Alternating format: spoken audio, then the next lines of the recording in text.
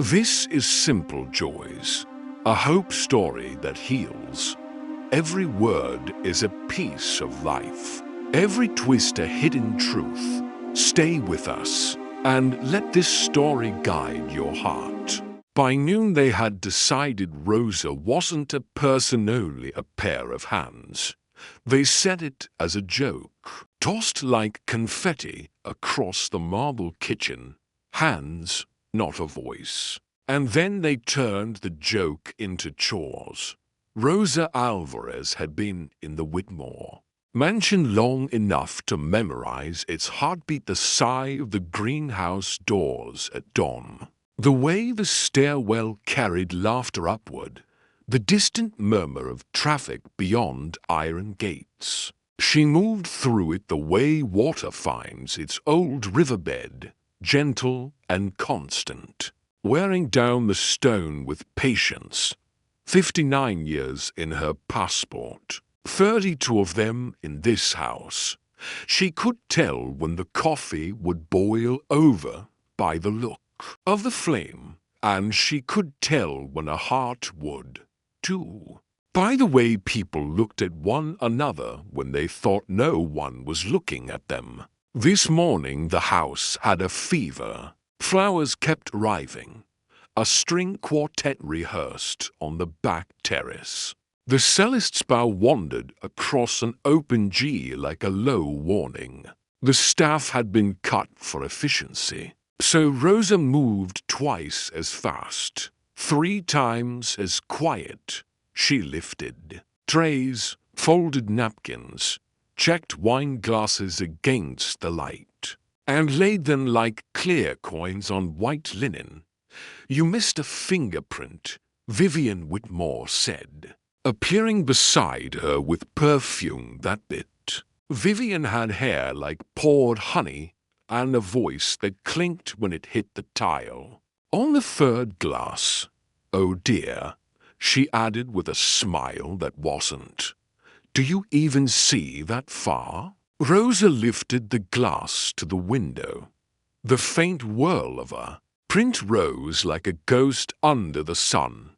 "Thank you," she said. She breathed onto the glass and made the ghost vanish. Vivian didn't move. "Mother wants you upstairs after you finish in here," she said, tapping a silver spoon against her phone.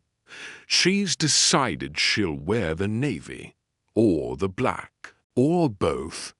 You know how she is. See, Miss Vivian." Rosa kept her eyes on the work, and Rosa, Vivian's reflection sharpened in the window. "Try not to look so tragic. It's a party." Rosa nodded. "Yes, Miss Vivian," when Vivian's heels clicked away. Rosa stood with her hands flat on the counter, feeling the cool of the stone enter her palms. The kitchen clock ticked. The old soldier she could always count on.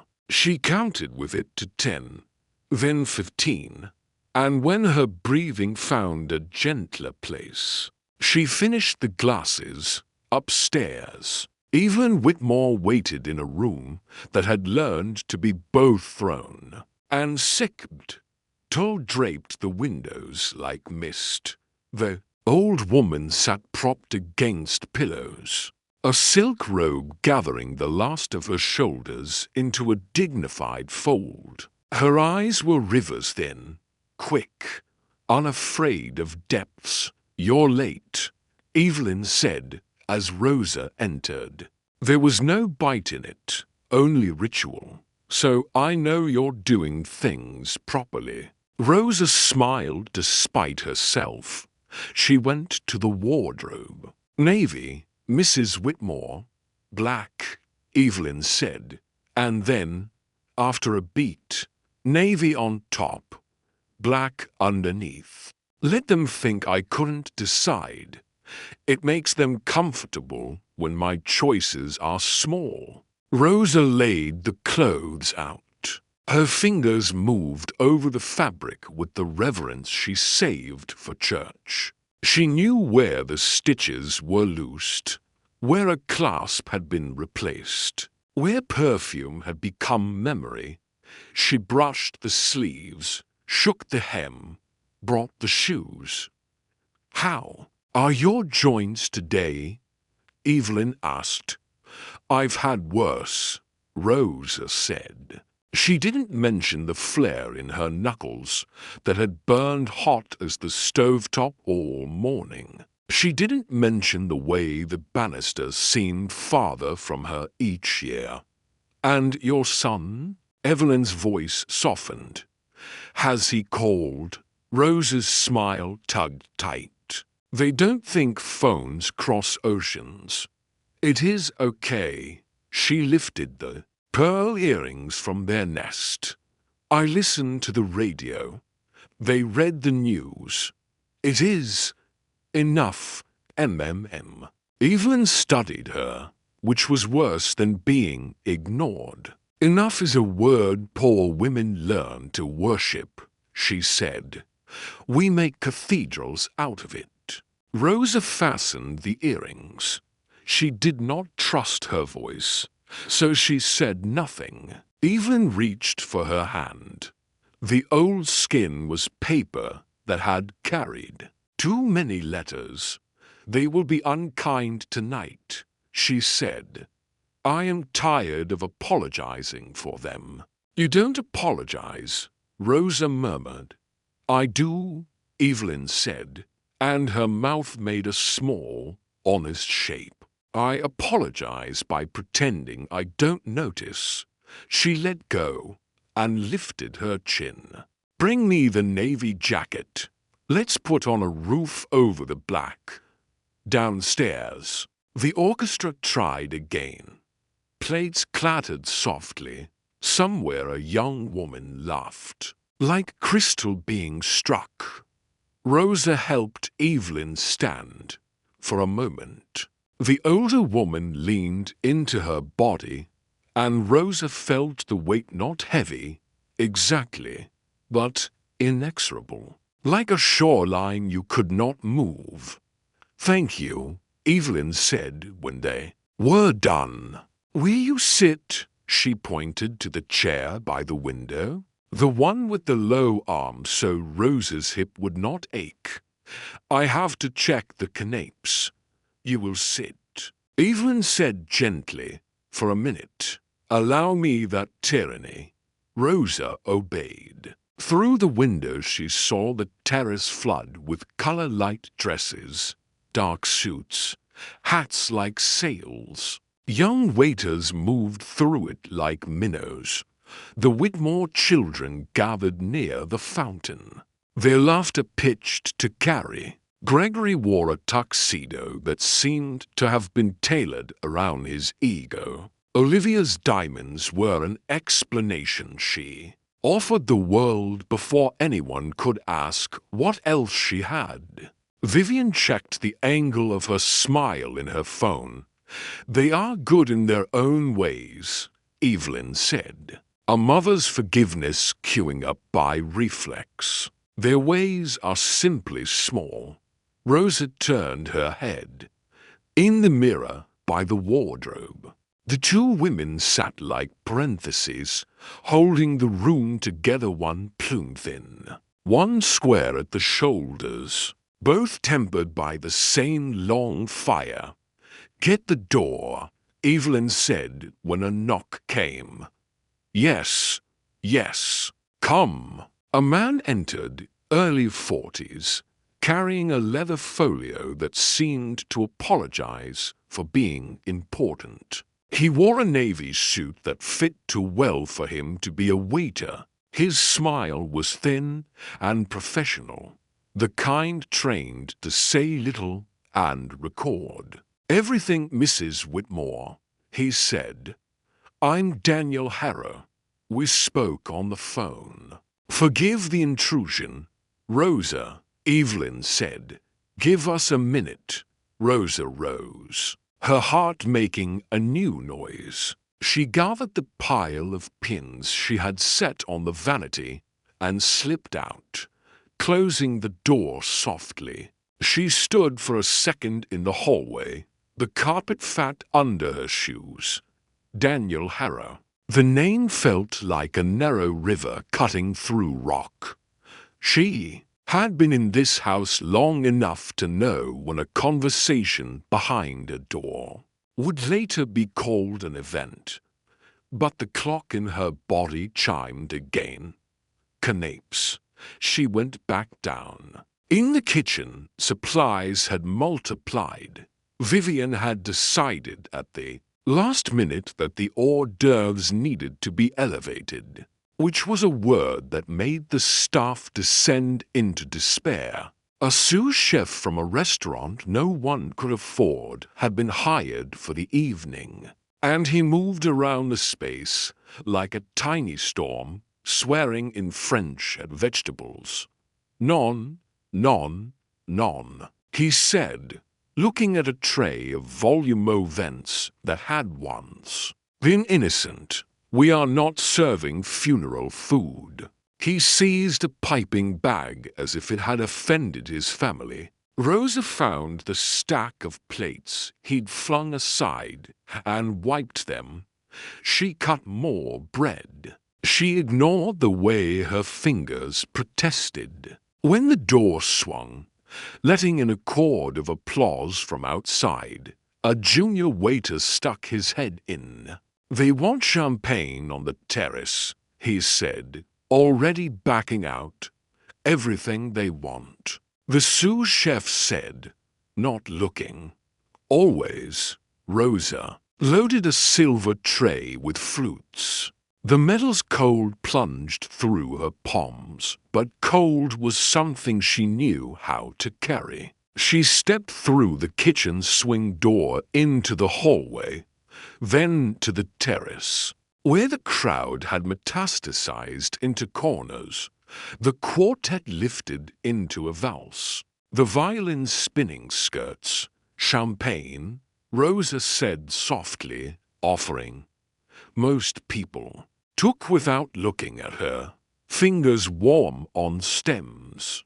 A man with an accent thanked her as if he meant it.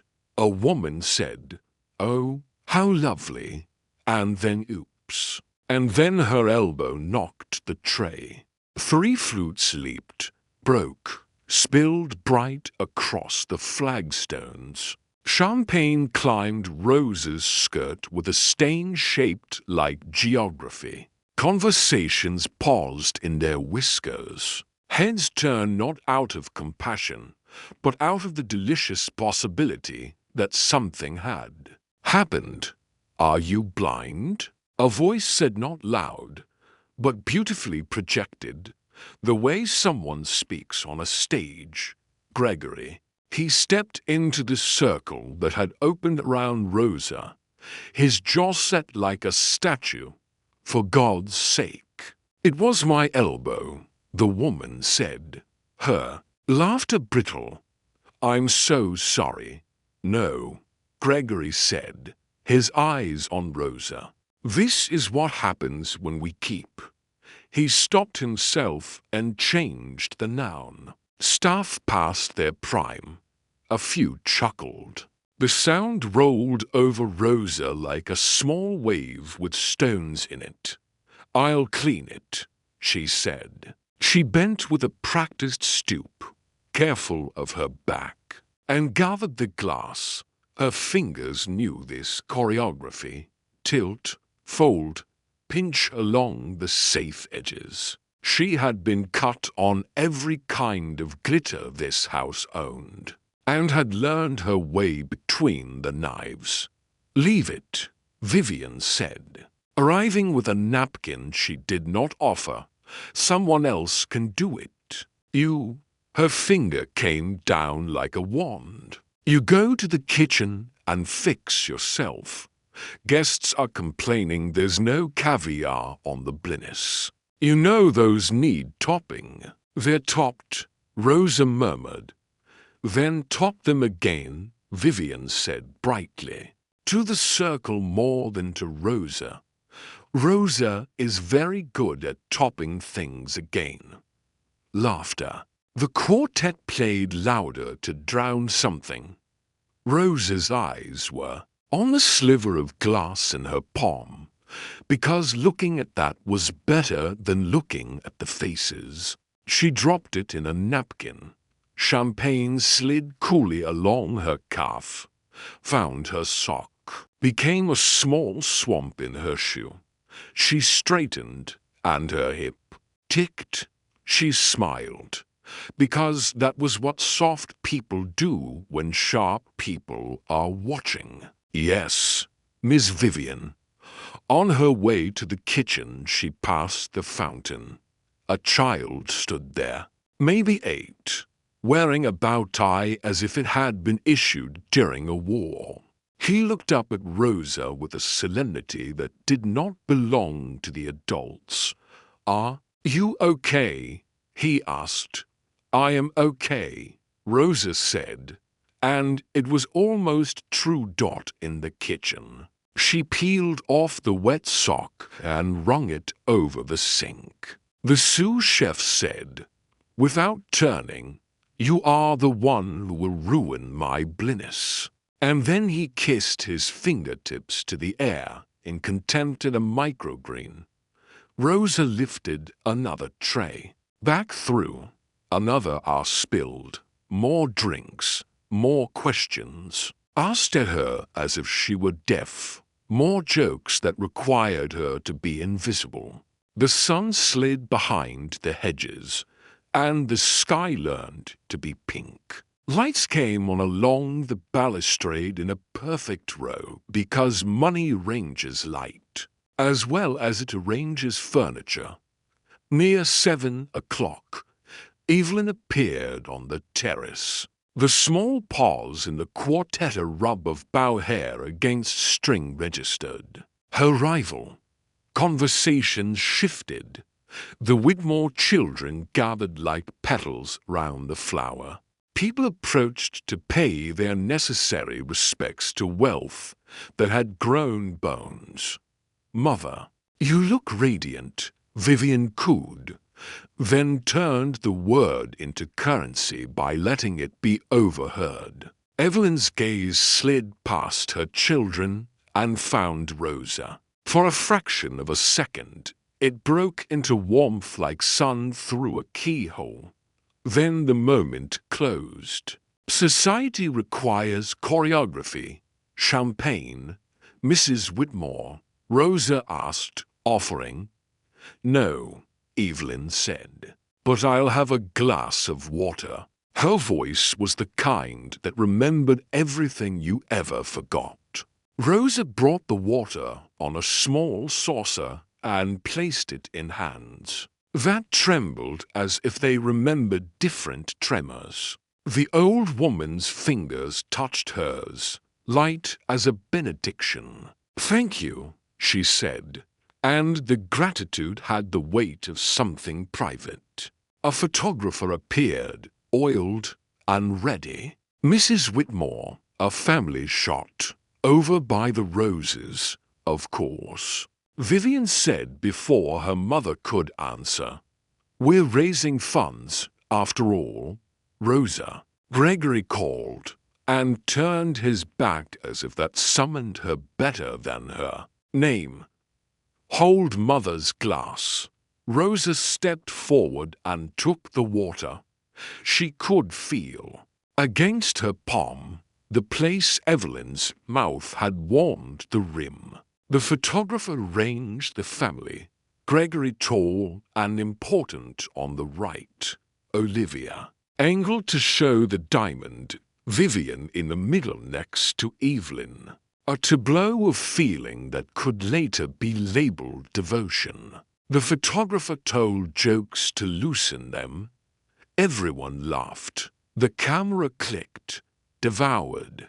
"Beautiful," he said. "Now one more Mrs. Whitmore alone. Make sure you get her good side." Someone hissed softly, and there was laughter. Again, as Rosa stood holding the water. A woman in a dress like smoke glanced at her and smiled with a kind of sad solidarity. Women recognize through many kinds of uniforms. Then Vivian's friend Sabrina arrived in a clatter of bracelets, and the moment was over. Viv. Sabrina shrieked. The auction items are insane. Did you really get a week in Capri? God. I love rich people. We're useful. Vivian said lightly. Some of us. Sabrina amended, and her eyes flicked to Rosa, not cruelly. Just the way an eye flicks to a chair you haven't decided is worth keeping.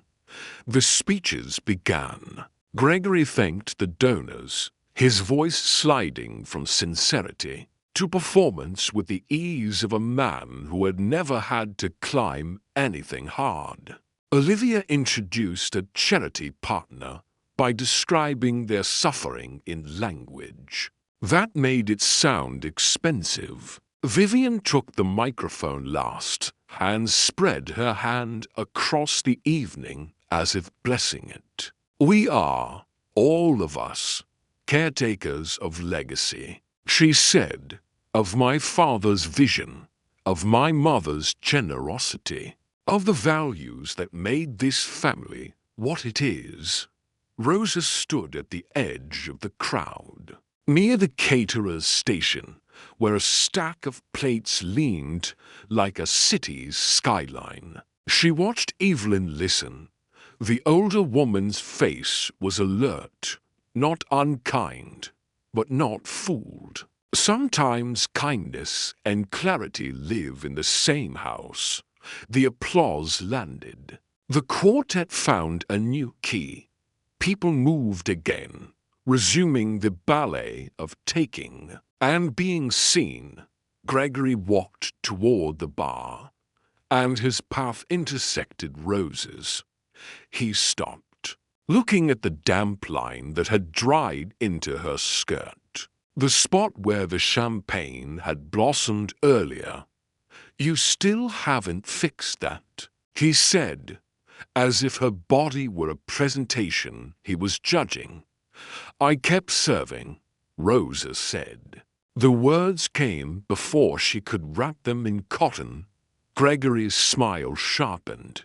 She kept serving, he repeated, pitching it towards Sabrina, who giggled obligingly.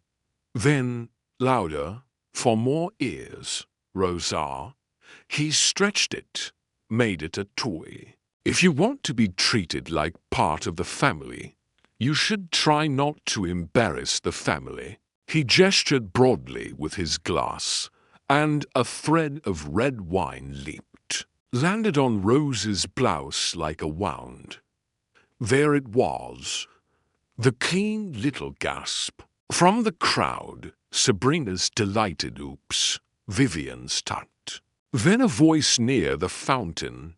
Oh my God, Greg. Rosa looked down at the stain spreading its small language across the cotton.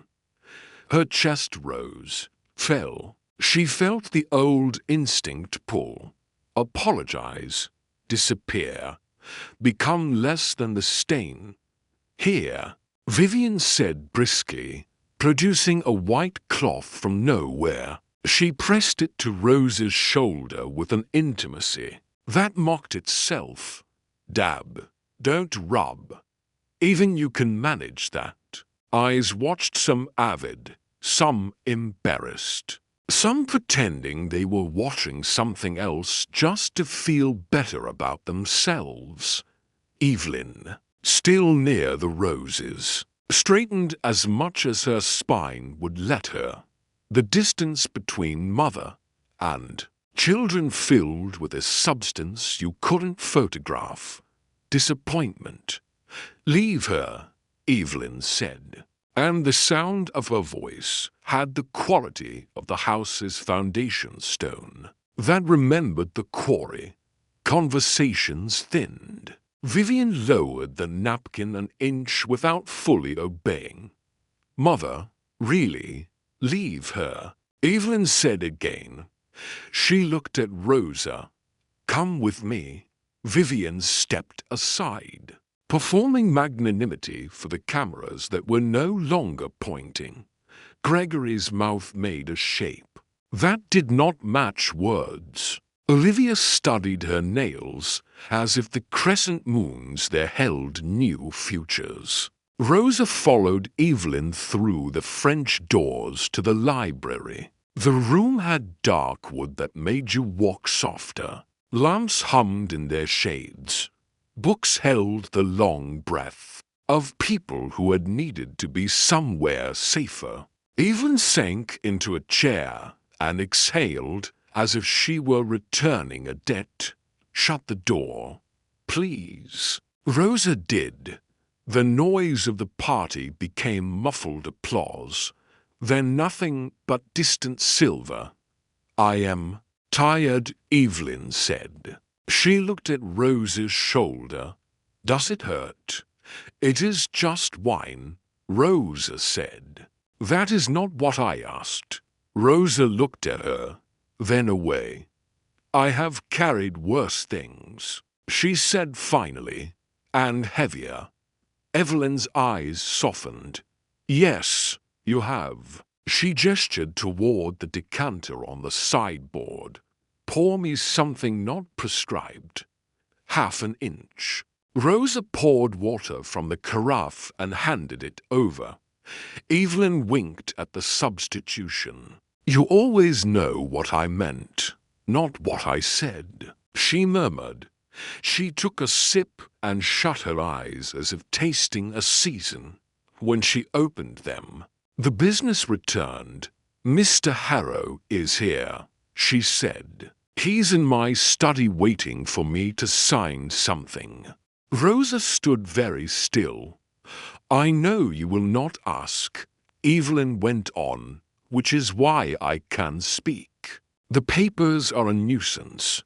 People need parchment to believe a kindness is real." She watched Rosa carefully, as if laying a bridge plank by plank. "Do you remember the winter the pipes burst upstairs?" Rosa nodded. "I slept here for 3 nights by the boiler to watch the valves. And you made me soup from nothing that tasted like something," Evelyn said. "And when Henry died, you found my shoes before I asked." Her voice thinned over the name. "We have lived together in this house for a long time. We have buried more than men." Rosa's hands found each other, laced their scars. "Mrs. Whitmore," she said softly, "you do not have to." "I do," Evelyn said, with a fierceness that belonged to a younger body. "There will be noise. They will be as they are. But there are things I want to be true when I am no longer making them true with my presence." She gestured at the window, where the garden lights looked like restrained stars. "I built this house to keep the wind from my children. The wind got in anyway. You were the wall." Rosa felt something falter behind her ribs. She had been many things in this house: a broom, a kettle, an instruction, a rumor. A wall had weight and purpose. Evelyn set the water down. "I need you to do one thing for me tonight," she said. "One thing only, anything." "When they are cruel," Evelyn said, "don't accept the definition." Her eyes were clear as glass that has learned how to be strong. "Promise me." Rosa opened her mouth, closed it. The old training bow. Nod. "Say thank you for what hurts," rose up like a reflex, then receded before the angle of Evelyn's insistence. "I promise," she whispered. A knock. The door opened a polite inch. Daniel Harrow's voice. "Mrs. Whitmore, forgive me. The notary has arrived." "Of course," Evelyn said. "We'll be right in." The door closed again. Evelyn reached for Rosa's hand, pressed something small and folded into it. "Keep this for me," she said, "until I ask." Rosa glanced down. A key, old, weighty, with a ribbon that had known a drawer and years. "What does it open?" Rosa asked. "A rule," Evelyn said lightly. "Now help me up. Let's go write some history they'll pretend not to understand." Back on the terrace, the evening had slid toward gold. A singer had replaced the quartet, her voice a ribbon laid across the lawn. The Whitmore children moved in little orbits, bumping into compliments and letting them stick. Rosa followed 3 steps behind Evelyn, the way she always had. She could feel the small rectangle of the key pressing against her palm, as if it had a pulse. Daniel Harrow met them near the side door. He had the look of a man rehearsing a truth, making sure it would arrive neatly dressed. "Mrs. Whitmore," he said, "whenever you're ready." Evelyn nodded. "Now is good." They went in. The study had walls the color of old tobacco, and a desk that had been polished by 100 elbows. A notary waited with a pen he had brought from a narrow case, as if the writing itself would be ceremonial. Daniel laid the folio down with care. The pages inside had seals that looked important even before you read them. "Rosa," Evelyn said, "wait outside." Rosa stepped back into the hall. The door snicked. She stood with the key warming in her hand and watched the party move beyond. The glass, people glittering and bending, laughter rising and falling like a tide with no moon. In the reflection, she saw her own figure, small and upright. The dark smear on her shoulder like a badge for a war everyone else thought was entertainment. A whisper slithered down the corridor. Vivian, low-voiced, not quite far enough away. "She's still here." Gregory's reply, soft with contempt. "Where else would she go? She's furniture. Mother keeps her for show." Olivia said, "It's a whole thing the benevolent matriarch. Donors eat it up. After tonight," Gregory said, "we're finally putting things in order." "Meaning?" Vivian asked, though her tone said she already knew. "Meaning the house will be ours." Gregory said, "Meaning the charity gets what it needs, we get the rest." And she, a pause in which the pronoun did more harm than a name, retires. "Somewhere that's not my line item," Sabrina giggled. "I can help her pack." Rosa kept her eyes open and her breath steady, the key pressed into her lifeline as if underlining it. "Don't accept the definition." She let the voices move past and away, the way you let a gust go over you on a dock without stepping back. The library door opened. Daniel emerged, face composed. "Mrs. Whitmore would like you," he said. Inside, the room felt cooler. The notary was capping his pen. Evelyn's mouth had the set you see on sailors in old photographs, wine-battered, determined. She looked at Rosa as if they were the only 2 people left in the house. "Would you pour me another half-inch?" Evelyn asked. Rosa poured water again and placed it in the old woman's hand. Their fingers touched. A small current ran between them, recognition, or relief, or simply the certainty that something had just shifted that would not shift back. "Thank you," Evelyn said. She took a sip. then smiled wryly at Rosa over the rim. Do you know the feeling when a door is about to open and you have not yet decided whether to step through? Rosa nodded. I have lived in thresholds. Good, Evelyn said. They make us limber. She straightened, drew herself as tall as the chair allowed. Shall we go back and be charming to the wolves? Rosa nodded. She slipped the key deeper into her palm.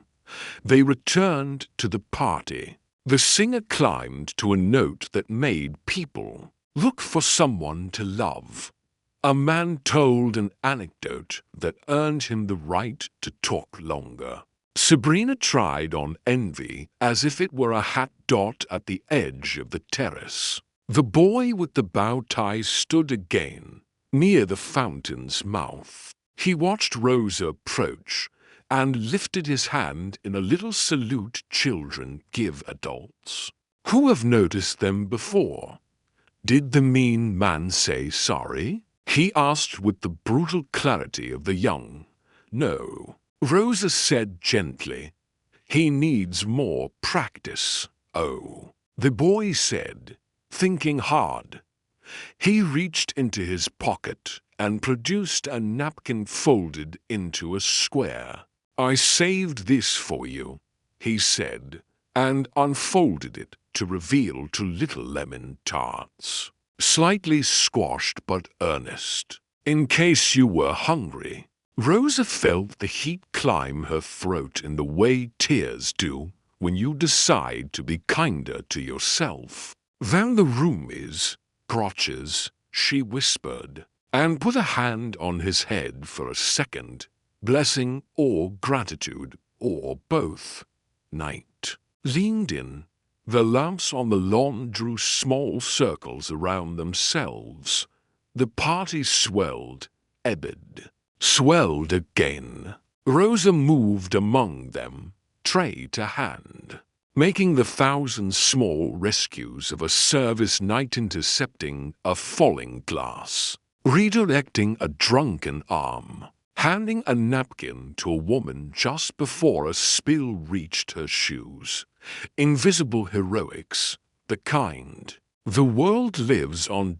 Near 10, Vivian decided that the charity auction needed theater. She took the stage with a bell and rang it. Friends, she cried, gather. We have one more surprise item tonight, a private tour of the Whitmore mansion, with stories from the family, history, scandal. Sign now. While the whiskey is brave. Laughter. People turned. Vivian's eyes roamed and snagged on Rosa.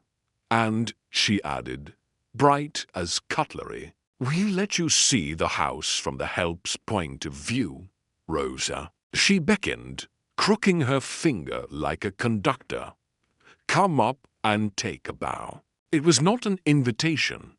It was a leash. Rosa stood. The key in her hand grew heavier. Don't accept the definition, Evelyn had said. In her mind, Rosa saw the long corridor upstairs, where photographs of Whitmores looked down from their frames. Weddings, christenings, a yacht that had given people permission to be cruel. She saw the pantry, where she kept spare candles in case the house forgot its own light. She saw a small attic room where, once upon a year, snow had piled against the glass, and she had heated soup on a hot plate, and listened to the boiler drum a song that sounded like a promise. Go on. Gregory drawled into a microphone that shouldn't have been his. Give them a twirl, Rosa. Rosa walked to the stage. The crowd made space for her the way water makes space for a rocket moves, then forgets it ever had to. Vivian held the mic like royalty. Smile, she whispered. Without lowering it, Rosa took the mic. Her palm left a damp crescent on the metal. She looked out over their faces, bright, expectant. The theater audience that assumes itself to be the play. She saw Evelyn near the roses, watching her with the fierceness of someone, pushing a heavy door open from the other side. Buenas noches, Rosa said softly, and a few people smiled as if she had performed a charm. She shifted to English. Good evening. Silence as polite as white napkins. I do not have a story for auction, she said. Her voice surprised her by how steady it was. I have only a house to thank, and a woman. She lifted the hand with the key of fraction, just enough for even to see it, not enough for anyone else to measure its meaning. I was taught that dignity does not break when wine is spilled on it, she said. Only when we agree to treat each other like stains.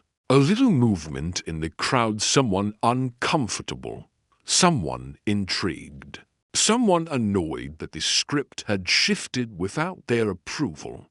Vivian smiled harder. Gregory's jaw flexed. Sabrina rolled her eyes, as if trying to loosen them. Rosa handed the mic back to Vivian as if returning a loaned book. Thank you, she said, to the air, to the room, to Evelyn.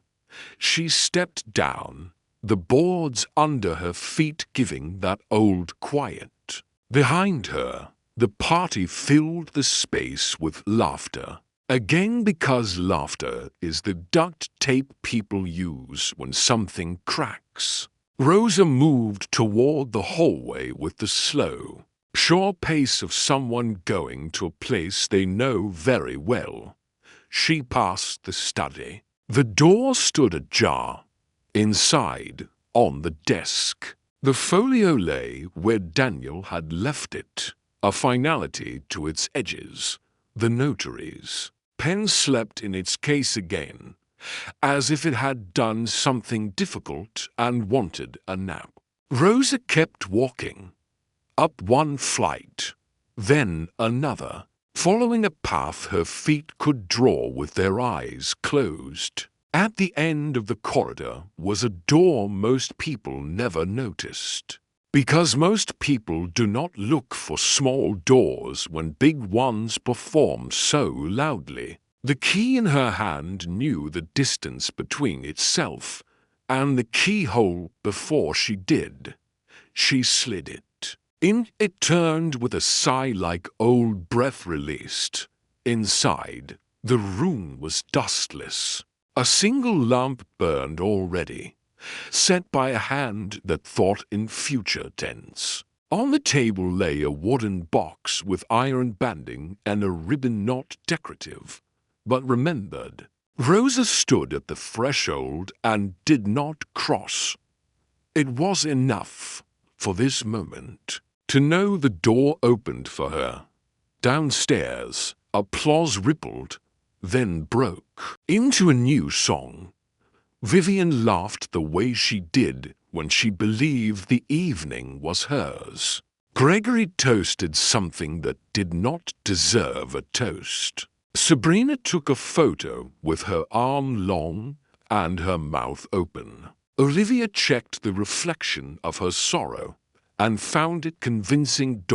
In the garden, Evelyn Whitmore sat very straight in her chair, the glass of water steady in her hand, and smiled into the night as if she could see the shape of morning from here.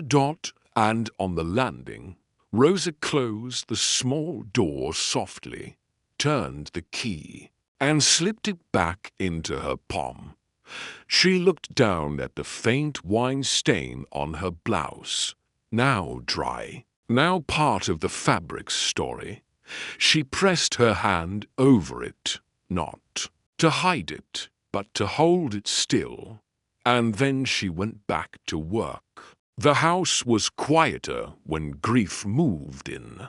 It padded across the carpets and lay down in the corners where laughter used to nap. Florists knew the gate code by heart. A black ribbon hung from the brass knocker for 3 days, softening its gleam into something almost tender.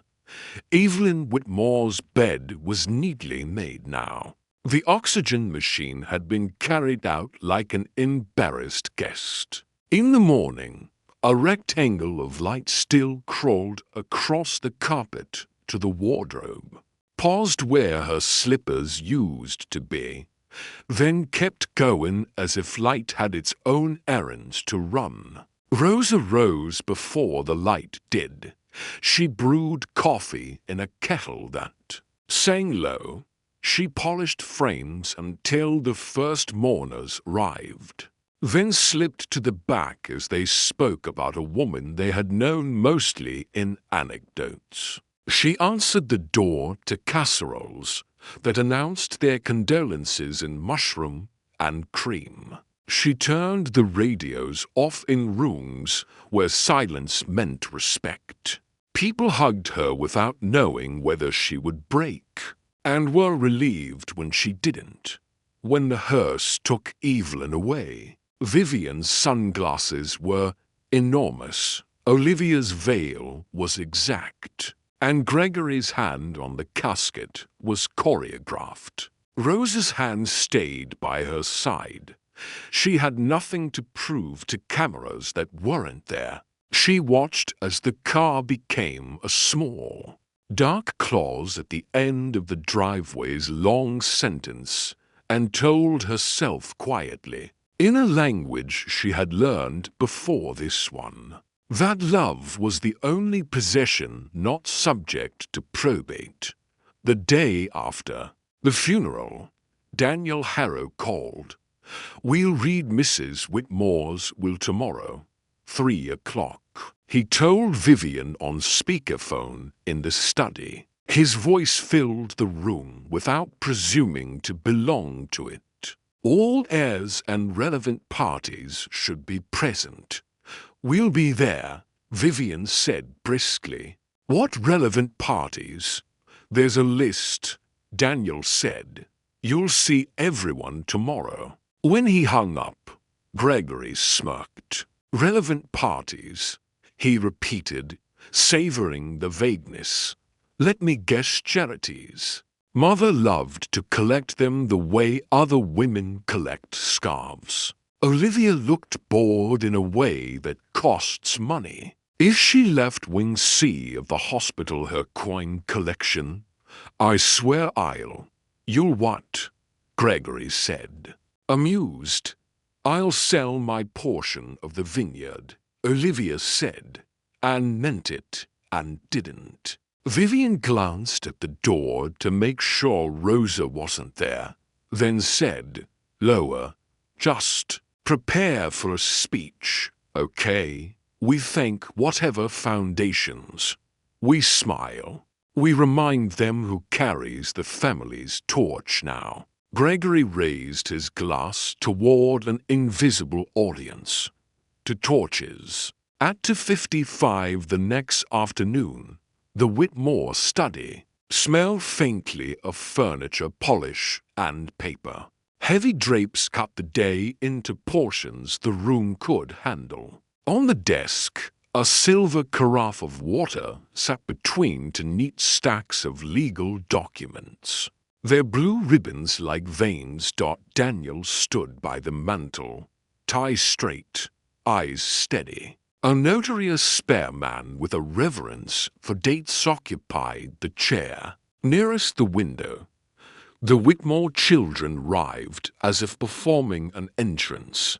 Gregory first, loosening his cufflinks for attention, Olivia next, trailing a perfume that made sentences sound more expensive. Vivian last, controlled, composed, carrying a small notebook for optics. Sabrina came, too.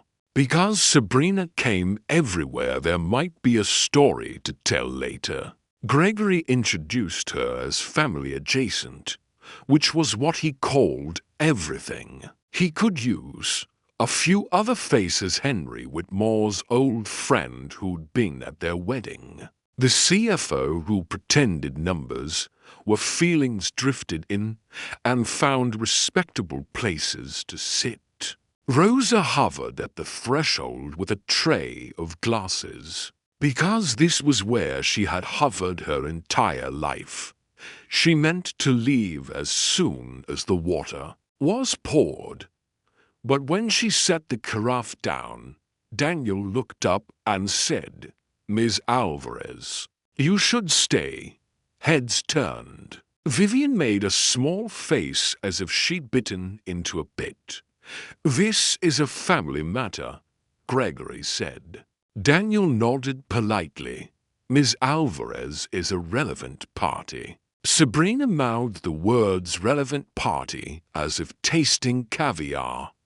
Rosa's hands did the old thing, folding themselves so the veins stayed quiet. She chose a chair near the door, small and straight-backed, the kind given to those who know how to sit for a long time without being seen. Daniel opened the folio. He cleared his throat, not nervously, but the way a bell clears the air before time starts. "For the record," he said, and the notary's pen poised like a sprinter. "This is the last will and testament of Evelyn Margaret Whitmore, executed on the evening of Friday the 15th, witnessed and notarized. There is an accompanying letter of intent and a schedule of charitable bequests." Vivian's pen scratched. Gregory stretched his neck as if warming up for victory. "Before we begin," Daniel continued, "Mrs. Whitmore requested that a short statement be read. It's in her own words." He unfolded a single page. "The paper made a sound like a memory-standing dot to my children," Daniel read, and the room leaned in. "We are most ourselves, not in the grand donations, but in the small ones who we speak gently to, who we let sit, who we invite to remain when others would ask them to leave. If what you hear today surprises you, know that I am not trying to embarrass you. I am trying to do, finally, in writing, what I did imperfectly in the living. Love is not a theory. It is an arrangement of the house. Silence held for a heartbeat longer than courtesy. Vivian recovered first. "Beautiful," she said. "Tight, shall we?" Daniel began with the small doors. Jewelry to Olivia's specific pieces, not all, and the note that each had a story if she wanted to remember. To Vivian, the art in the blue parlor and the Steinway, because you will make people gather who wouldn't otherwise. To Gregory, the yacht shares and certain liquid accounts, carefully measured. The letter of intent said, "To give you rooms without removing the walls." There were gifts to charities, the literacy program Evelyn had quietly funded for years, the oncology wing where a plaque already waited for her name, the letters halfway carved. Sabrina typed something under the chair with her nails. Gregory was relaxed enough by then to joke, "I'll name the yacht carefully measured." He whispered to Sabrina. She laughed, then stopped when she caught Daniel's eyes on her. "And now," Daniel said, and even the notary looked up, "to the matter of the Whitmore residence and the remainder of the estate." The room pulled a breath in together like a choir. "Per Mrs. Whitmore's will, Daniel read, I bequeath the Whitmore residence at 14 Hawthorne Road, all appurtenances, and 68% of my remaining estate. After debts and charitable bequests to Rosa Alvarez, he didn't raise his voice. He didn't need to. The air did the raising for him. There wasn't a single sound for 1 second. Then there were all of them. What? Gregory said, the word cracking in the middle. What? That's absurd, Olivia snapped, veilless but veiled in outrage. This is a joke. Vivian's notebook slid a fraction, but she kept her face. There must be an error, she said to Daniel, as if errors were things one could instruct out of a room. Read it again. Daniel did. He read it slowly, as if he were reading to someone who had learned English yesterday. The words didn't change shape. The house and the majority of the estate went to Rosa. Rosa's mouth didn't open. She felt, instead, the old key in her pocket press against her hand like a reminder. She had dared to forget Sabrina, who loved drama as long as it wasn't hers, whispered, wholly, and didn't finish. Because sometimes even Sabrina understood sacred. There is a letter of intent attached, Daniel said, and turned a page. Mrs. Whitmore asked me to read this part aloud. If you are surprised, Evelyn had written with a steadier hand than her son would have wished. It is because you have miscounted the debts a mother owes and the accounts a family keeps. Rosa has been my wall when rain and wolves and the consequence of choices we made or failed to make came. She was the part of the house that held. I leave her the house because she already has. I leave her the larger share because she will know how to spend it on rooms others can rest in. There are conditions, modest but firm, because I know my children, and I love them enough to try to save them from their worst selves. Daniel's eyes moved down. Condition 1. Should any named heir file a formal contest of this will, their specific bequest will be reduced to $1. Olivia barked a laugh that made no sound. She can't, she began. She can, the notary said, almost kindly. It's a standard no-contest clause, enforceable in this jurisdiction. Condition 2, Daniel read. For a period of 1 year, the Whitmore residence shall not be sold or transferred. During that time, Ms. Alvarez may reside in it or establish operations for a charitable purpose to be determined at her sole discretion. After that year, she may do as she wishes. Gregory looked at Vivian as if she'd left the gas on. This is insane, he said, learning the flavor of the word as he spoke it. She manipulated mother. What is she, 80, 59? Rosa said quietly. It felt strange to hear a number in her own voice. Gregory rounded on Daniel. You're complicit. You bring a maid into my mother's study and conjure a mansion for her. Congratulations. What was your cut? Daniel's face didn't move. Mrs. Whitmore executed the will in the presence of a notary and to witnesses. After a capacity evaluation, there's video. He glanced to the notary, who nodded and lifted a small case as if it contained a relic. Play it, Vivian said. Daniel hesitated the way decent men hesitate in the face of indecent requests. Then he brought out a tablet and opened the file. The room filled with Evelyn's voice, as it had sounded inside four walls. Thinner than the parties, stronger than her bones.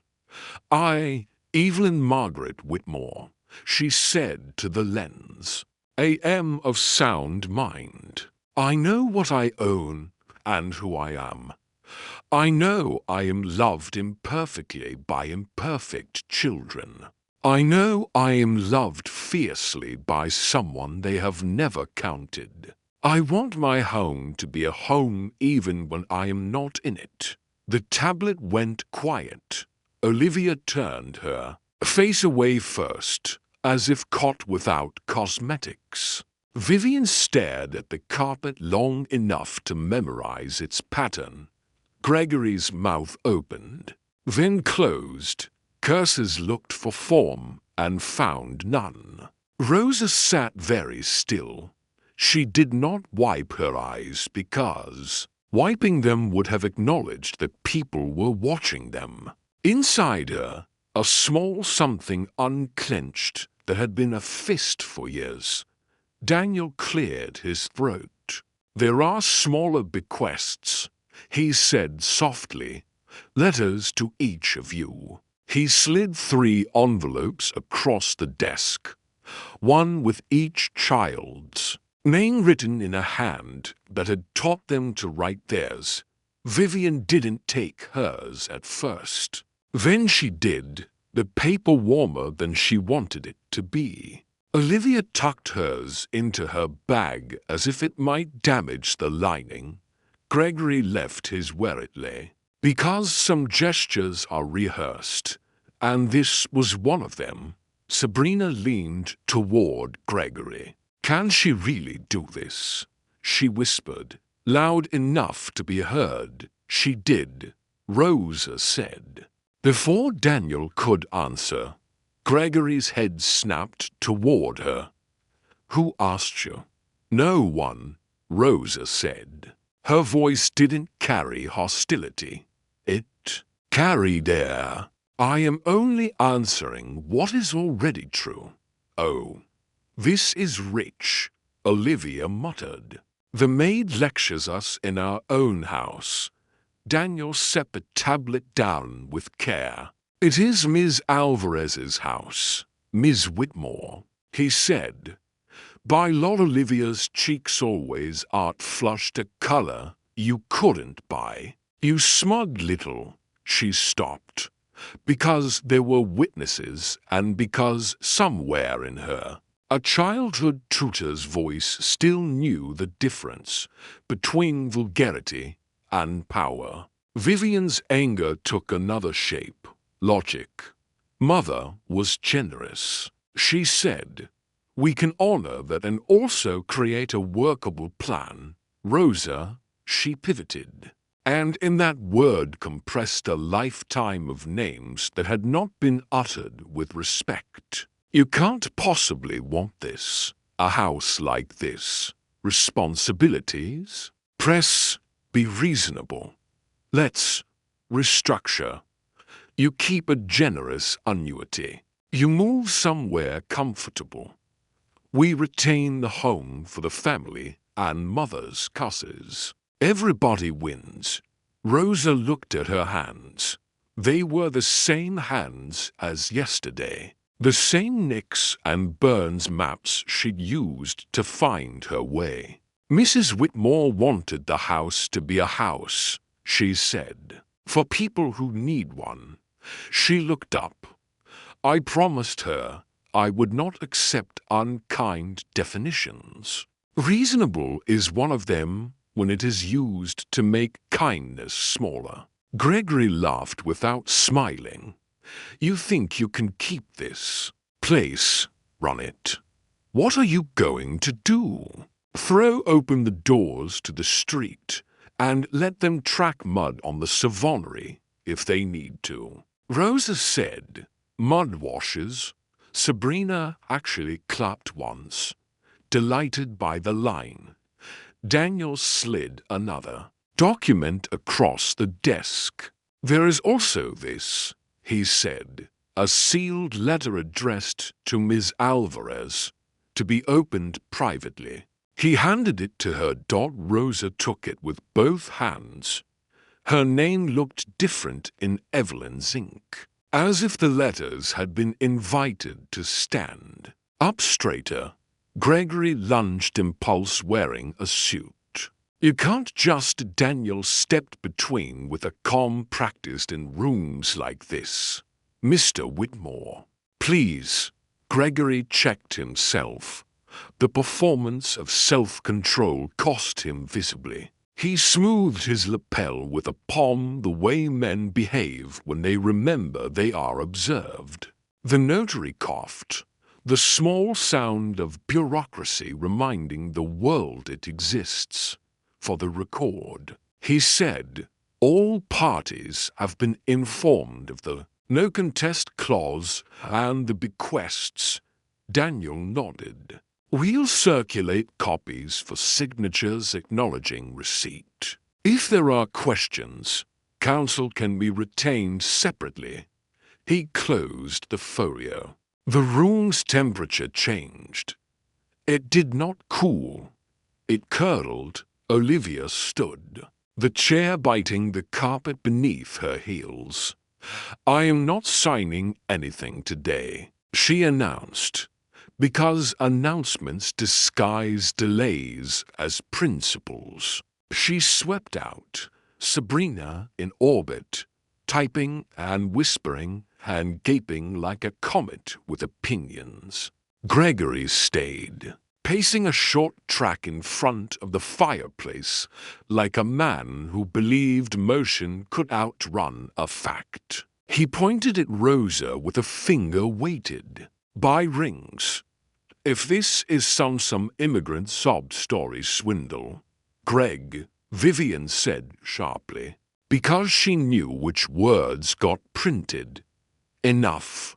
She turned to Rosa, changing masks as fast as breathing. You were with Mother when she signed. I was in the next room, Rosa said. Did you encourage her? Rosa held Vivian's gaze. Mrs. Whitmore did not need encouragement to be kind.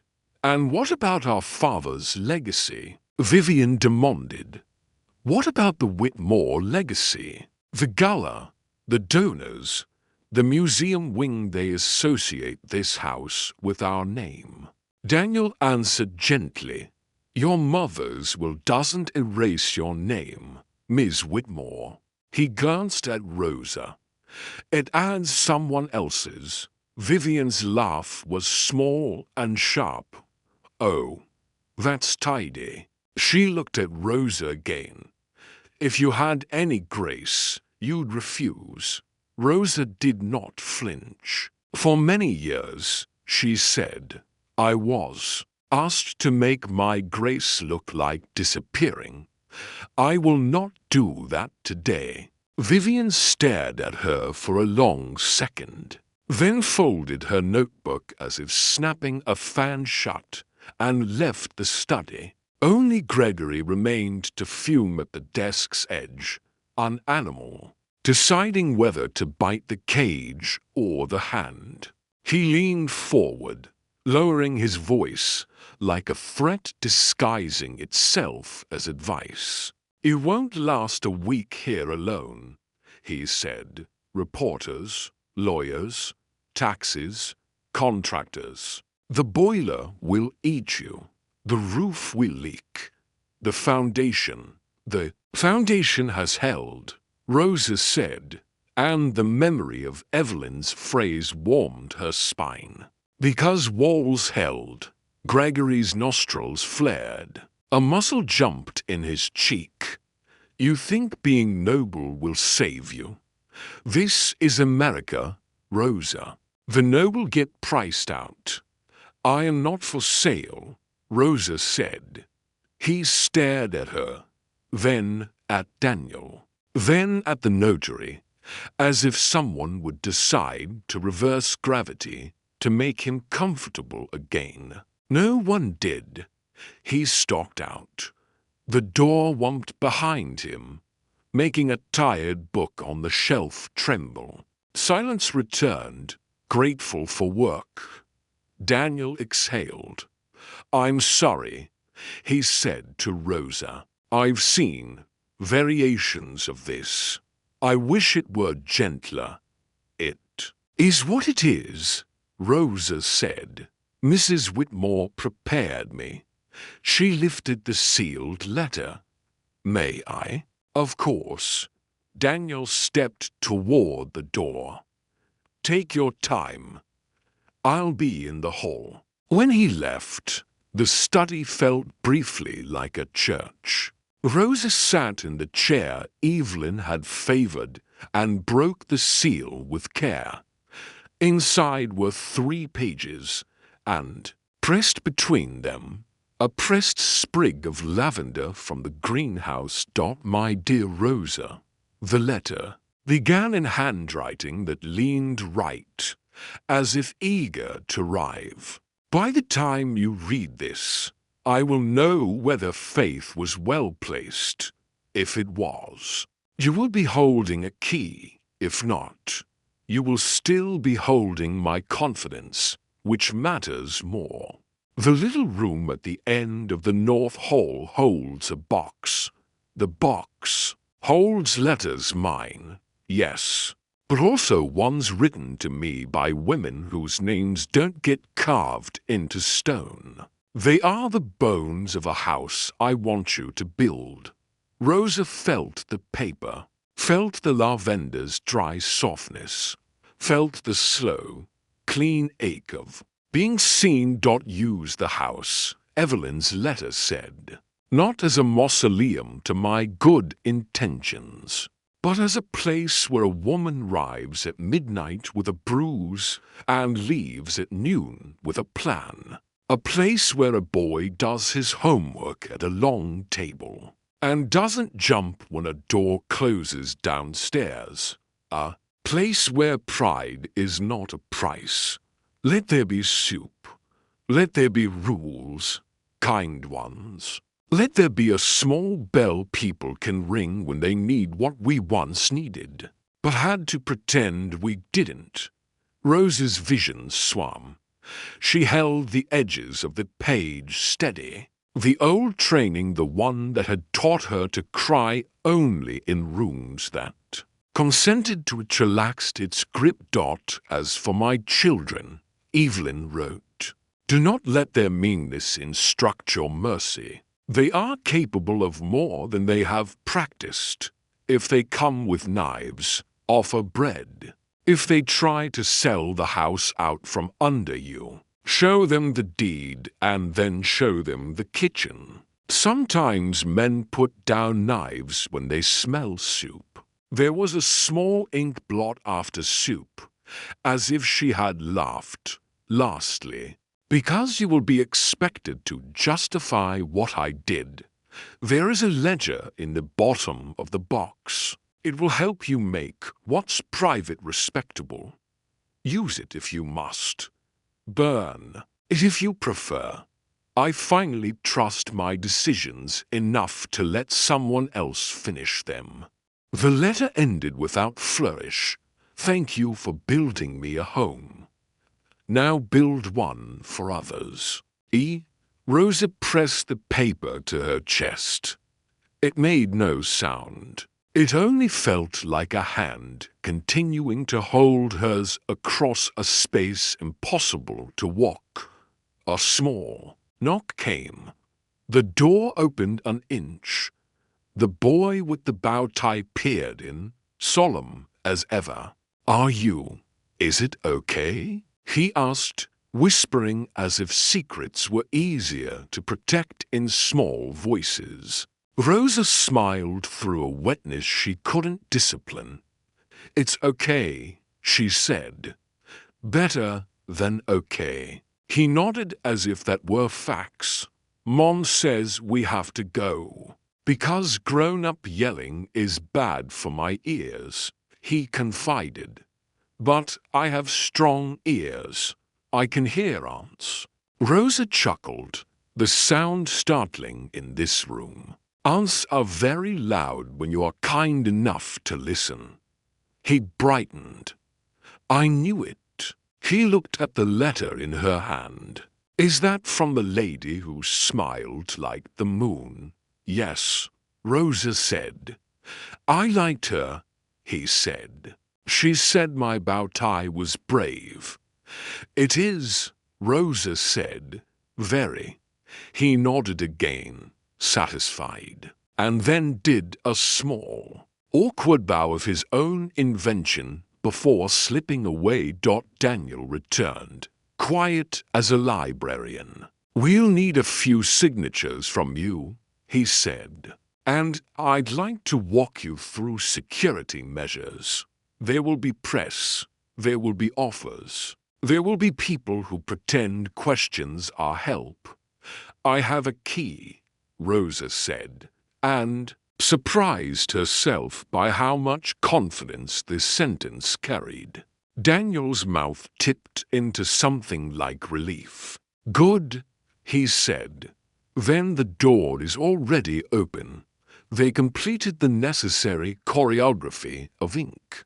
The notary stamped his seal with a satisfaction that comes from finishing a hard page. Daniel gathered the papers back into the folio. Hands exact, Miss Alvarez, he said as they stood. May I ask, what do you plan to do first? Rosa looked past him, through the glass, out to the terrace where the light drew rectangles on the flagstones, and farther still, into a room at the end of a north hall where a lamp had already been, lit by a hand that thought ahead. Soup, she said, and a locksmith. Daniel laughed softly, the way decent men laugh when they recognize a plan that might save them, too. I'll arrange both, he said. They stepped into the corridor. The Whitmore children had left in a flurry of calls and companions, leaving behind a smell of expensive indignation. The study door clicked shut. The house exhaled. On the landing. Rosa paused and placed her palm flat against the wall. Stone, painted and repainted. Remember decades of hands. We will learn each other, she whispered to it, slowly, kindly. She began up the stairs toward the small door at the end of the north hall. The sealed letter held to her chest like a compass that had finally decided which way was home. Grief left, but attention stayed. By the end of the week. Vans with telescopic lenses parked just beyond the iron gates, noses pointed like hounds. Headlines tried on shapes. Heiress house goes to maid. Quiet woman, loud will. A talk show host asked whether generosity could be weaponized. And a columnist who had never cleaned a pan in his life explained what a home should be used for. Rosa ordered a locksmith, keys, alarms, a simple camera. Daniel advised checking boxes on a sensible list. And after that, a sign. What kind? Rosa asked, apron already on, because Soup does not respect public relations schedules. One that tells people what this house is now, Daniel said, before someone else tells a lie louder. So they made a sign. Nothing grand. A plank of reclaimed wood Rosa found in the potting shed, sanded by a gardener who offered free afternoons as penance for having laughed at a joke Gregory once made. Daniel printed letters.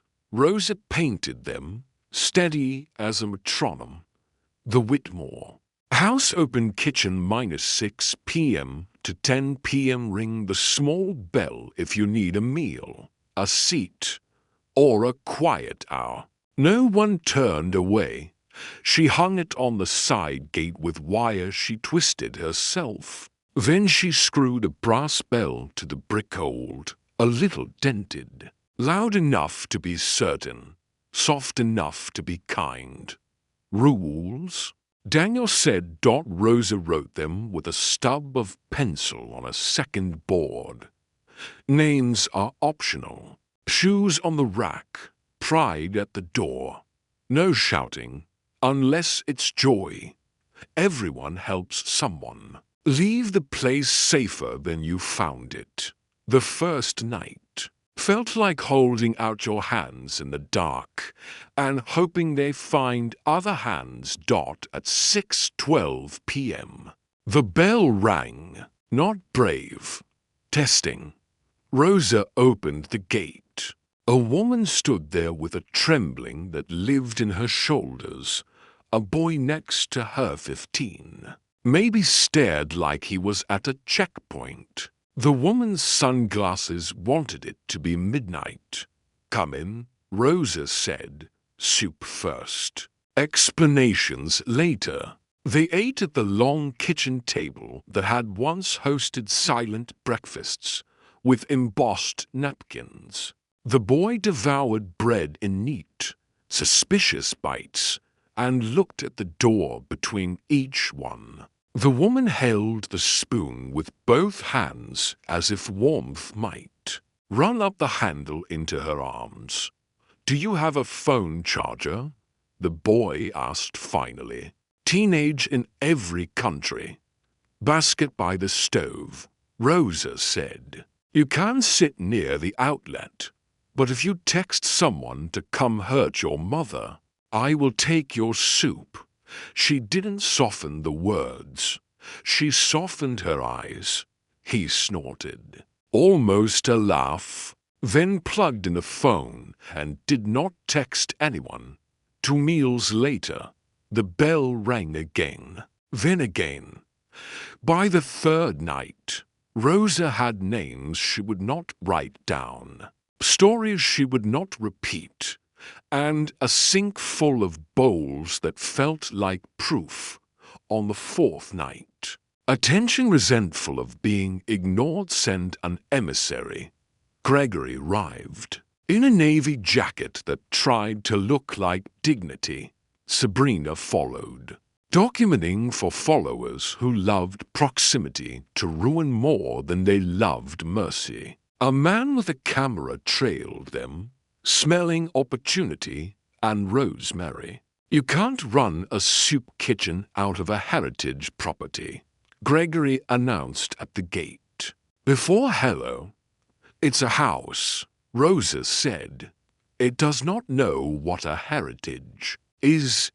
He gestured to the camera. We're documenting misuse of assets. Document the soup, Rosa said. Stepping aside, smell is free. He tried a different angle. Donors will walk, Rosa. You'll embarrass the family. Rosa ladled broth into bowls. They already left, and I'm not the performance you are afraid of. Sabrina hovered near the bell, recording it like a relic. The cameraman filmed the rule board. Panned slowly over, no one turned away, lingered. On the boy from night one washing dishes, as if the act was subversive. Gregory lowered his voice into intimacy's counterfeit. I have a proposal, he said, drawing a paper from his jacket. It had the scowl of a contract. We buy you out. 7 figures. You keep the money. Move wherever. Do whatever. We keep the house with our name on it. Rosa didn't look at the paper. The house doesn't care about your name, she said. It cares about what is done inside it, Sabrina whispered, thrilled. That's a line. Here's another. Rosa said politely. No. Daniel's cough behind Gregory did not quite conceal a smile. Also the no contest clause, he reminded. Gregory throttled the paper in his fist as if ink could be choked. The camera's red light recorded the shape his mouth made. He looked, for a moment, like a boy whose kite had gone where string could not follow. From the doorway, the woman with sunglasses said quietly, to no one in particular, "My ex used to come to the window and breathe on it, so I knew he was there." She stared at the gate as if expecting fog. This bell scared him away. Gregory heard and pretended he hadn't. Sabrina did not pretend. Her thumb faltered on her screen. For 1 second, her face remembered what pity looks like without filters. "Soup," Rosa offered. She said it to everyone, every time. Gregory did not take a bowl. He stood there and breathed the steam a long moment, as if he might learn something from it against his will. And then he turned away. "Onions," Sabrina said, wiping at her eye with a laugh that needed rescuing. "It's the onions." "No," Rosa said. "It's the will. Letters have their own clocks. They open on their own time." 3 days after the reading, Vivian came back with hers. She had passed by twice without stopping, making a loop of courage around the block. When she finally entered, she wore flats, as if she did not want her shoes to impose. "Can we," she turned the envelope, "use the library?" She said we as if Rosa were a witness the letter required. They sat in the 2 chairs by the window where light made a square on the rug as exact as a ledger line. Vivian broke the seal with manicured care. She read. For a long minute, her face did not change. Then it changed all at once. She handed the page across, because some sentences are too heavy to carry alone. Vivian. Evelyn's script said, slanted and unafraid, "Your gift has always been arrangement. You can put strangers in a room and make them want to be known to one another.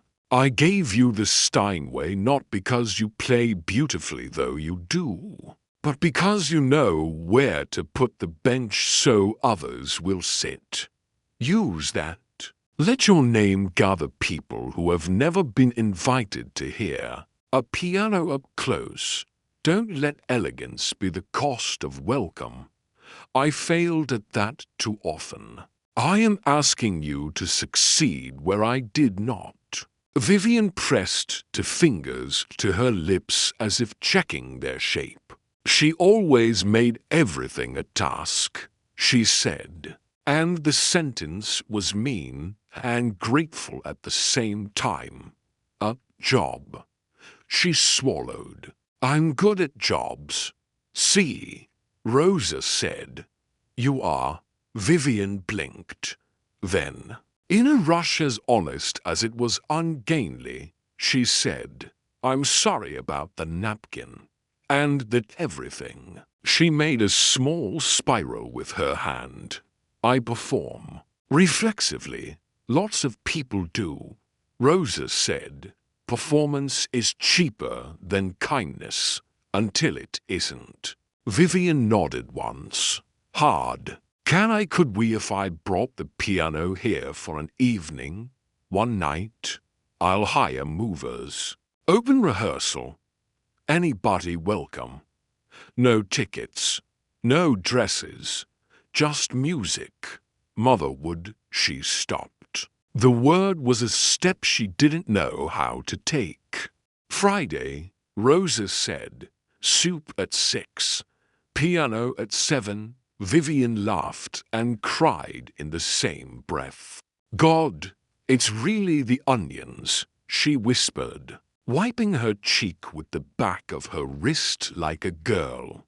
Olivia arrived not for soup and not for apology, But for accuracy, please tell me, she said to Daniel in the hall, that there's a world in which the phrase 68% is interpretive. Numbers are rude that way, Daniel said gently. They don't improvise. She exhaled in a way that meant swearing would be uncouth. Then she turned to Rosa with the brittle gallantry of a socialite in a storm. Look, she said. Mother's letter says the jewelry has stories. I don't remember most of them. I was trying on her shoes at the time. She opened a soft leather pouch and poured 3 rings into her palm. Diamonds found the light on their own. I can sell these, she said. Proceeds to your kitchen project. Discreetly. No press. Will that make you feel charitable about me? It will make someone else feel less hungry, Rosa said. That is enough. Olivia's face twitched, surprised by the absence of a trap. You're infuriating, she said, and let out a breath that wasn't swearing. I hate that it helps. She walked into the kitchen, took a ladle from the rack, and without being asked served to bowls. Who taught you that? Rosa asked. A woman in Paris who ran a salon, Olivia said. She said if you're going to be in a room, bring a tray or a story. I ran out of stories in my 20s. Trays are good, Rosa said. Olivia looked around the kitchen as if seeing it for the first time not as a stage, but as a room. Mother used to stand right there, she said softly, pointing to the spot by the window. When Father's jokes bombed, she'd lift an eyebrow like a lifeboat. She shook her head. God, I was expensive, she said, wonderingly, as if observing a stranger's invoice. You can choose a different price now, Rosa said. Olivia swallowed. Teach me how to cut bread properly, she said abruptly, and Rosa did. Friday came dressed as Mercy. By late afternoon, folding chairs appeared, carried by neighbors who remembered when Evelyn had let their garden club use the greenhouse for free. A piano dolly squeaked up the walk. Vivian had kept her promise and the Steinway took its old place. Under the library window like a whale returning to a familiar cove. A sheet of paper taped to the front door in Vivian's tidy hand read, Open rehearsal, come as you are. The bell rang. Soup steamed. A woman who taught 2nd grade brought a stack of paper programs. She designed in 20 minutes on a school computer. She had titled the evening A House Learns Its New Song. People filled the rooms in clothes they would have worn to the grocery store. The boy with the brave bow tie came, this time without the tie. Hair rumpled, eyes bright. He took it upon himself to direct chairs, not too close.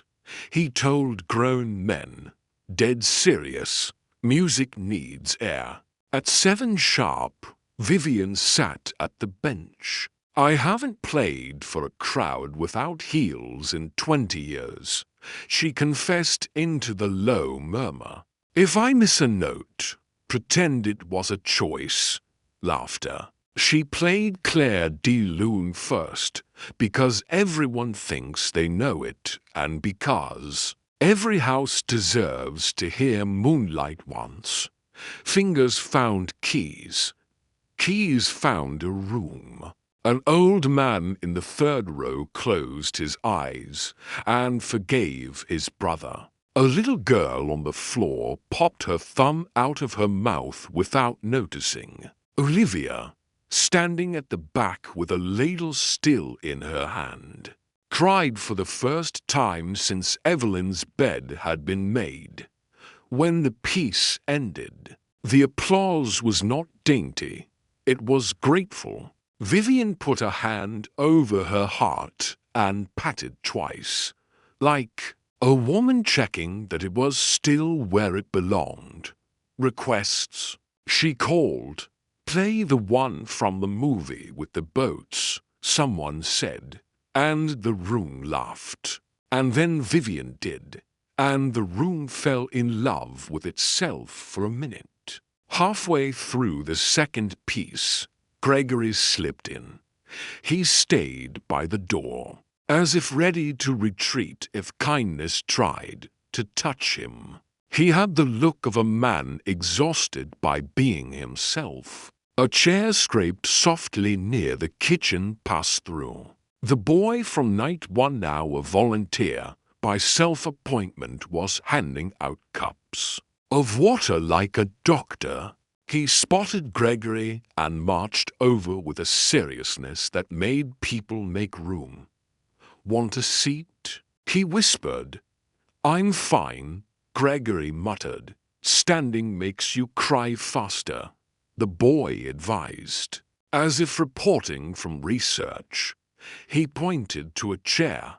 "Trust me." Gregory, unable to argue with a child whose confidence came from somewhere unpurchasable, sat. He did not cry during Debussy, or during Mozart, or during the piece Vivian slipped in that she had written herself when she was 19, and too proud to show anyone. He cried during the silence after, when Vivian's hands hovered an inch above the keys and did not touch them, and Rosa set a bowl of soup on the piano with a look that said, "This is also music." "Onions," Sabrina whispered from behind him. "Involuntary ally." "It's the will," he said hoarsely, and then put his face in his hands, learning that sometimes tears are the only polite reply to mercy. When it was over, Vivian stood and did a small bow that owed nothing to donors. "Thank you," she said, voice thick. "If you have money, the pantry takes it. If you don't, the dishes take you." Laughter again, surprised and warm.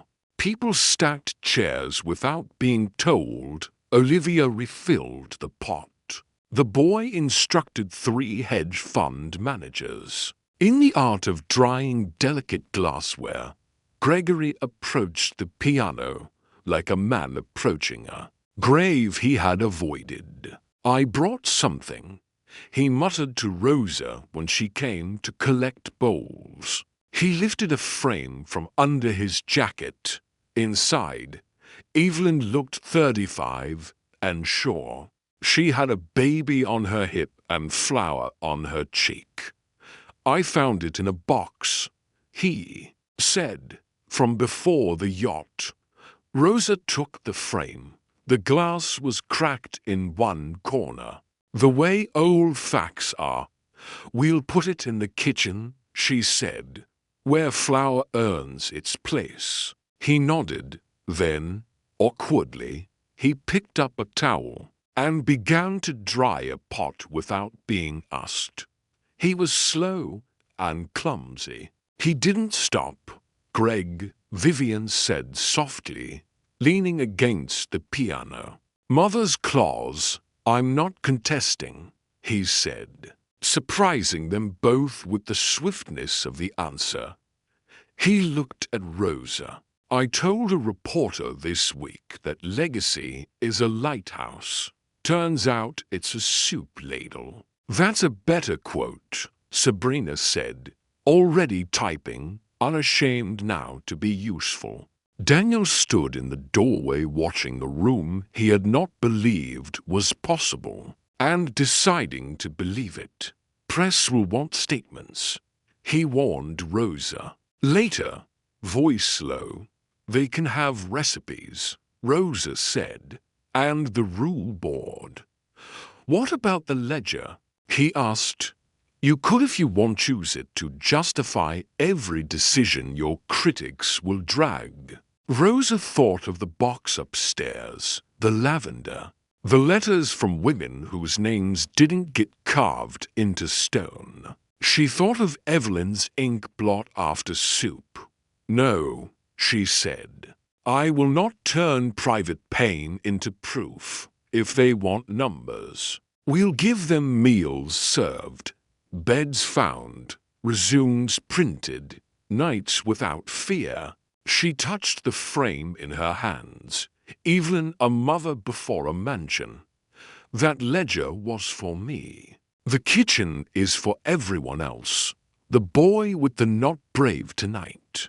Hare tugged Rose's sleeve. Can I ring the bell? He asked. One more time, just to hear it when nobody's scared. Yes, Rosa said. He ran to the gate and pulled the rope. The sound was bright and certain. People looked up and smiled for no reason except that someone had rung a bell. Rosa hooked the frame onto a nail beside the stove. Evelyn looked out over the room, as if she approved of how the house was being arranged in her absence. Rosa said a small prayer that was only 3 words long. Let it hold. After that. Days learned their pattern. Morning, deliveries, repairs, phone calls Rosa used to be terrified to make. Afternoon, volunteers came like whether some stayed, some got bored. Rosa did not take either personally. Evening, the bell, soup, bread, sometimes piano, sometimes silence you could trust.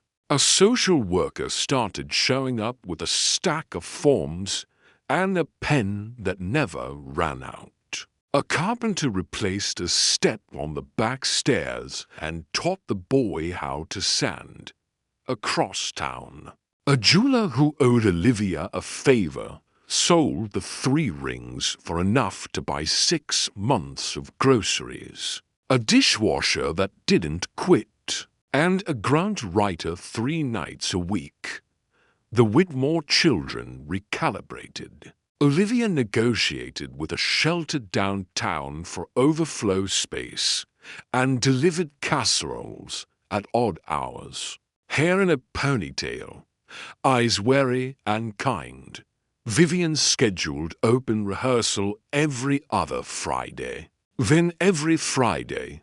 Then, when a violinist offered, every Friday and some Tuesdays. She printed programs with Evelyn's line "Love is an arrangement of the house" in small type at the bottom. Gregory, who had learned how to lift anger but not where to set it down, found himself sanding tables, mowing the lawn, and one memorable Saturday teaching the boy to tie a bow tie, untying and retying until the loop lay brave and right. People cried a lot, not theatrically, from relief, which is the most honest reason. One afternoon, a limo idled at the curb. A man in a suit stepped out, consulting a phone and a conscience. I represent a donor, he said. Anonymous, he folded a check onto the counter like a handkerchief. The amount could replace a wing of the house. No names, Rosa said. No names, he said. They ask only that there be lemon tarts every Thursday. Rosa smiled. There already are. The suit hesitated. My mother was a maid, he said. Looking down. Different house, same work. He cleared his throat. Soup to go. 2, Rosa said. He left with 3. When the first winter storm came, the house did not learn a new language to survive it.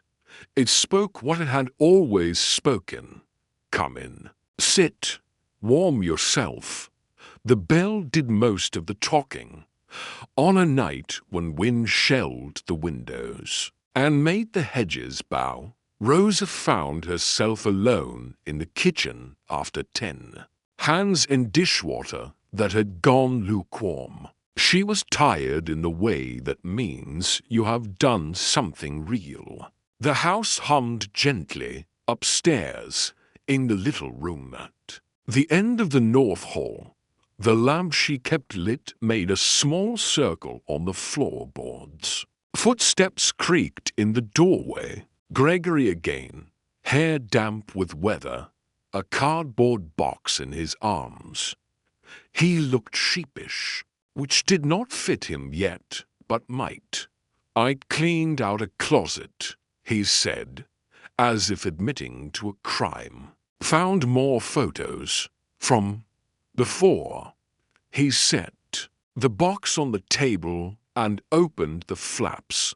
In one picture, young Evelyn stood in a kitchen not unlike this one, a wooden spoon in hand, and a look on her face that said more salt. In another, Rosa young, rounder, where appeared from the background, hands doing 3 things at once. She hadn't known anyone had taken it. Gregory stared at that one a long time. "I don't remember this day," he said. "I don't remember most days where you were doing work that made my life possible." He exhaled. "That's the problem, isn't it? The forgetting." "We all forget," Rosa said, stacking plates on a towel. "Kindness is teaching yourself how to remember." He nodded. "Will you teach me?" he asked, not looking at her, which made it braver. "Yes," Rosa said. "Start with dishes." He smiled in a way that did not try to sell anything.